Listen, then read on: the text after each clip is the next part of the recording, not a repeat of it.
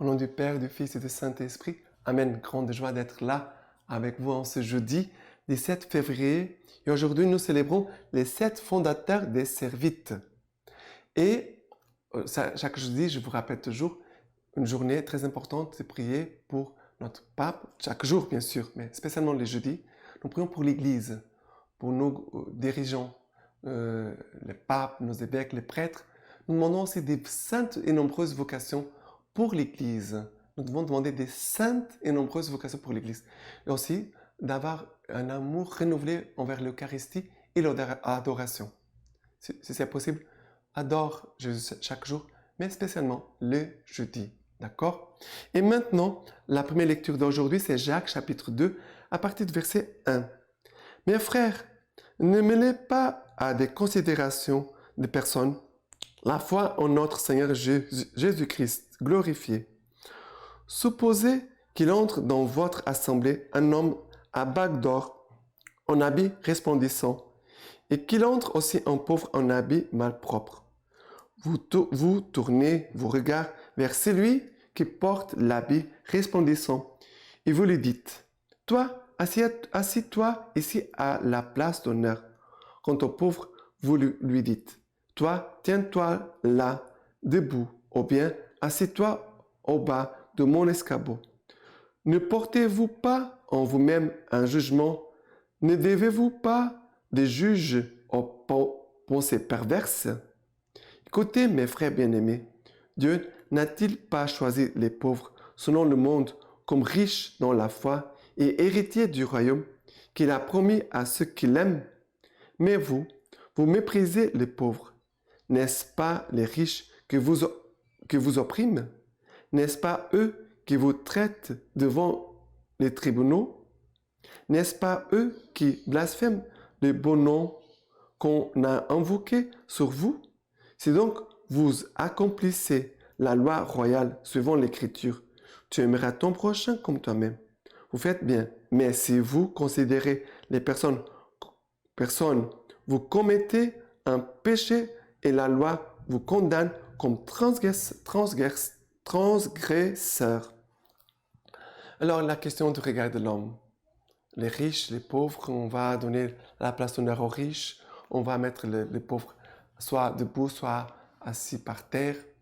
Et cela se passe beaucoup parmi nous.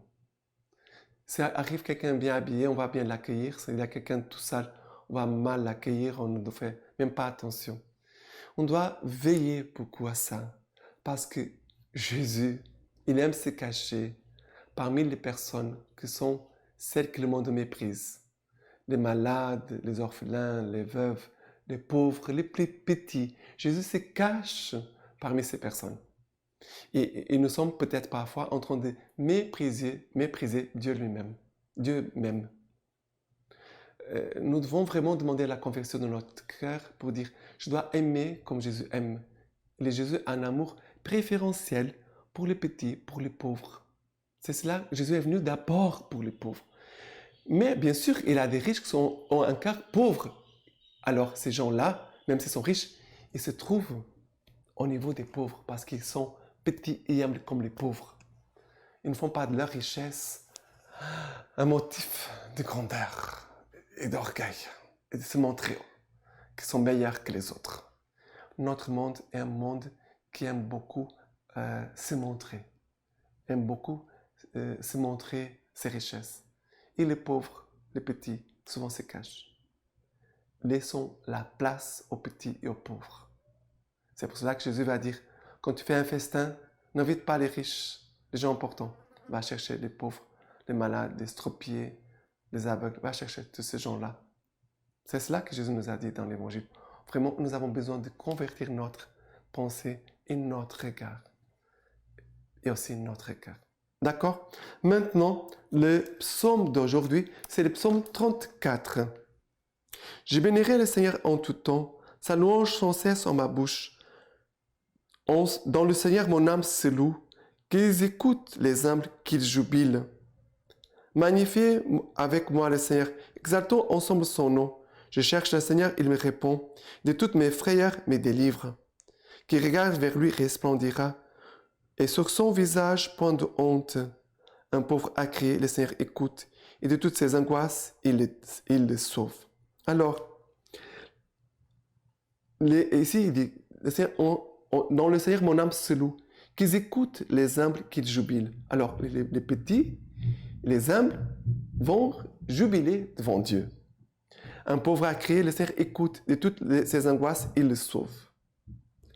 Ici sont les pauvres, les petits, qui vont avoir la joie d'être écoutés par Dieu, d'être délivrés de ces angoisses, parce que les pauvres, les petits, ils ont comme appui le Seigneur. Les pauvres, ils s'appuient vraiment en Dieu. Mais les riches, souvent, s'appuient en eux-mêmes, dans leur richesse. Et parfois aussi un peu en Dieu. Voilà ce que le Seigneur vraiment nous dit. Nous devons demander un cœur humble, un cœur de pauvre. Et maintenant, l'évangile d'aujourd'hui, c'est Marc chapitre 8, à partir du verset 27. Marc 8, à partir du verset 27. Jésus s'en alla avec ses disciples vers les villages de Césarée de Philippe. Et en chemin, il posait à ses disciples cette question. « Qui suis-je au dire des gens ?» Ils lui dirent « Jean le Baptiste, pour d'autres Élie, pour d'autres un des prophètes. Mais pour vous, leur demandait-il, « Qui suis-je » Pierre lui répond, « Tu es le Christ. » Alors il leur enjoignit de ne parler de lui à personne. Et il commença à leur enseigner. Les fils de l'homme doivent beaucoup souffrir, être rejetés par les anciens, les grands prêtres et les scribes, être tués, et après 3 jours ressusciter. Et c'est ouvertement qu'il disait ces choses. Pierre, les tirant à lui, s'est mis à le morigéner. Mais lui, se retournant et voyant ses disciples, admonesta Pierre et dit, « Passe derrière moi, Satan, car tes pensées ne sont pas celles de Dieu, mais celles des hommes. » Pourquoi la lecture divine chaque jour que nous avons besoin? Parce que souvent, nos pensées sont celles des hommes et non pas celles de Dieu. La lecture divine, c'est pour nous permettre que la parole de Dieu vienne changer nos pensées et que nos pensées soient les pensées de Dieu. Jésus pose la question, qui suis-je pour vous? Faire la lecture divine, d'avoir une vie de prière, d'adoration, une vie eucharistique, non pas seulement le dimanche, mais même chaque jour, de garder la parole de Dieu, nous permet de vraiment connaître Jésus-Christ. Jésus dit, mais qui suis-je pour vous? Les autres ne connaissaient pas Jésus. Jean le Baptiste, un prophète, Élie. Ça veut dire que les gens ne connaissaient pas Jésus. Ils vont donner une réponse, mais qui n'est pas la réponse juste. La bonne réponse, c'est celle qui vient de l'expérience avec Jésus-Christ. Avec Jésus-Christ dans sa parole, Jésus-Christ dans sa parole, Jésus-Christ dans l'Eucharistie, Jésus-Christ dans les pauvres. C'est là où nous pouvons faire une expérience profonde de Jésus. Dans la parole de Dieu, l'Eucharistie et aussi les pauvres, les petits. Et ici, Pierre va répondre bien à Jésus, Seigneur, cela ne va pas t'arriver, Seigneur. Tu ne peux pas souffrir, tu ne peux pas être crucifié. Jésus dit, passe derrière moi, Satan, car tes pensées ne sont pas celles de Dieu, mais celles des hommes. Nous avons besoin de conversion. Toi et moi, nous avons besoin de conversion. Nous avons besoin de prier avec la parole de Dieu. Nous avons besoin de laisser la parole de Dieu descendre en nous, de venir nous éclairer tout notre être, notre histoire, notre passé, notre présent, et aussi nous éclairer pour l'avenir. La parole de Dieu, vraiment, elle veut nous aider à faire une expérience de Jésus vivant, Jésus ressuscité. Maintenant, la lecture patristique d'aujourd'hui, c'est, nous célébrons, comme j'avais dit, les 7 fondateurs des Servites. Récit sur l'origine de l'ordre des Servites de la Vierge Marie. Ils étaient 7 hommes dignes de respect et d'honneur que Notre-Dame a rassemblés comme une pléiade formée de 7 étoiles par leur union d'âme et de corps. C'est avec eux qu'elle avait fait commencer l'ordre de ses serviteurs. Lorsque je suis entré dans notre ordre, je n'en ai trouvé aucun qui vécut encore, exempté un qui s'appelait frère Alexis. Notre-Dame a voulu que ce frère Alexis fût préservé de la mort corporelle jusqu'à notre époque, afin que nous connaissions l'origine de notre ordre grâce à son récit. La vie de ce frère Alexis était telle, ainsi que je l'ai expérimenté et que je l'ai vu de mes yeux, que non seulement il encourageait les vivants par son exemple, mais encore il faisait découvrir l'état de perfection qui était le sien, celui de ses compagnons et de l'ordre en question. Cet état, avant qu'ils ne se mettent à vivre en commun, présentait 4 aspects. Le premier aspect concerne l'Église, car certains d'entre eux, décidant de garder perpétuellement la virginité ou la chasteté, ne s'étaient pas encore liés par le mariage. C'est beau. D'autres étaient déjà mariés et d'autres avaient été affranchis du mariage par la mort de leur épouse. Le second aspect, le premier, la virginité, la chasteté. Second, aspect de leur état était relatif à la prospérité de la ville. En effet, ils étaient établis dans la négoce et l'échange des biens terrestres, dans le métier des marchands.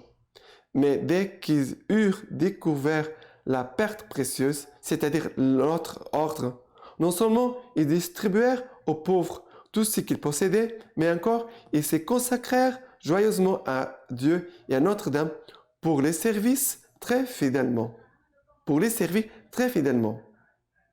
Voilà, se détacher des biens. Troisième aspect de leur état se rattache au respect et à l'honneur qu'ils rendaient à Notre-Dame, car il y avait à Florence une association en l'honneur de Notre-Dame, fondée depuis très longtemps. À cause de son ancienneté, du nombre et de la sainteté des hommes et des femmes qui la composaient, elle se distinguait des autres comme la grande association de Notre-Dame.